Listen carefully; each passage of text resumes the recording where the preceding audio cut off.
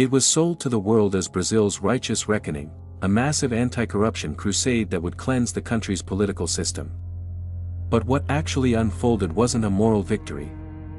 It was lawfare, weaponized justice, used to bring down a government, jail a president, and hand the country to a far-right demagogue. This is the story of Operation Car Wash and how the United States helped sabotage Brazil's democracy under the guise of fighting corruption. The US has always had its hands in Latin America: coups, sanctions, covert ops. Brazil was no exception. By the early 2000s, the rise of Luiz Inácio Lula da Silva and his Workers' Party posed a threat, not because of corruption, but because they were too independent. Too left-wing, and too effective at lifting millions out of poverty. Washington didn't like it. They needed leverage. So in 2013, we learned the NSA had been spying on Petrobras, Brazil's state oil company, and even on Dilma Rousseff, Lula's successor. Surveillance. Strategy. Seeds of sabotage. In 2014, Operation Car Wash kicked off. It was framed as an epic anti-corruption crackdown. But behind the scenes, it was something else.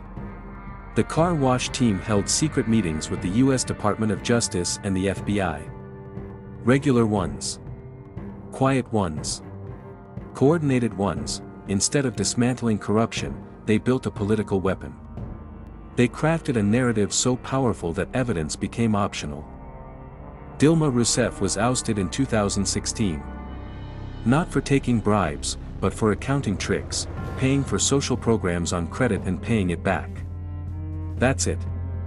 No embezzlement. No kickbacks. But Car Wash had already done its job. The public had been trained to see social spending as inherently suspicious, even corrupt. She was removed without evidence. And her replacement, Michel Temer, wasn't elected. He was installed. His first order of business? Neoliberal reforms, gutting social programs, weakening worker protections, and privatizing everything in sight. But the real target wasn't Dilma, it was Lula. The man who'd lifted 30 million Brazilians out of poverty. Who still led every presidential poll. He had to be stopped, so Car Wash prosecutors filed dozens of cases, searching for anything that would stick. Eventually, they settled on an apartment Lula never owned, never used, and never received. The alleged bribe? An upgrade he didn't accept.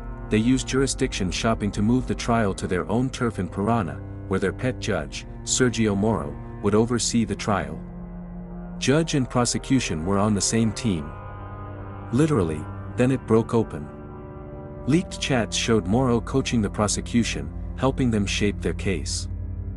Celebrating Lula's conviction. The supposedly impartial judge was working hand in glove with the people trying to bring Lula down. Moro's reward? A seat in Bolsonaro's cabinet. Then a failed presidential run. And when that didn't work, he went right back to Bolsonaro. The mask was off, with Lula barred from running. Jair Bolsonaro, an open admirer of military dictatorship, won the 2018 election. The far-right seized power.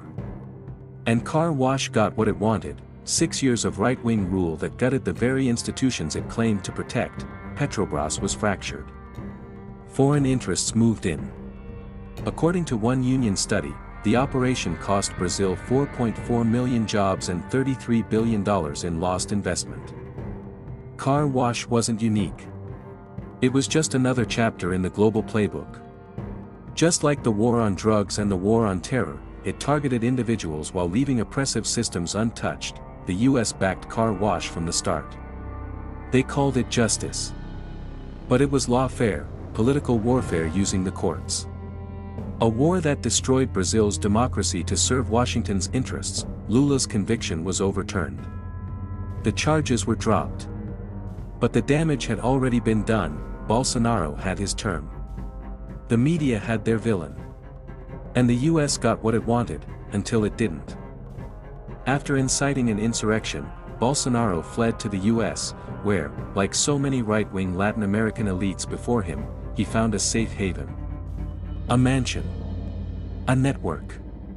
A place to plan what's next. They called it a fight against corruption. But it was always a fight against democracy, against dignity, against the idea that the poor deserve power too.